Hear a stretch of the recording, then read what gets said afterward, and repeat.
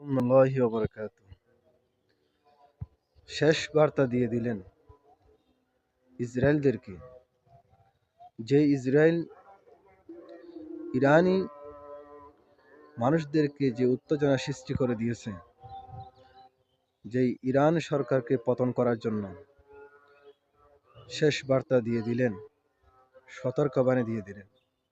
ইরানের যেই জনগণ এখন বুঝতেছে না, তখন পতন হবার সঙ্গে সঙ্গে বুঝবে যেই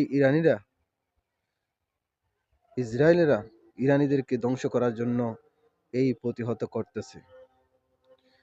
এই জন্য সবাই দোয়া করেন, ইসরায়েল যেইভাবে মুসলমানদেরকে নির্যাতন করার জন্য তারা চেষ্টা চালিয়ে যাচ্ছে, আপনারা সমস্ত মুসলিমদের জন্য দোয়া করবেন।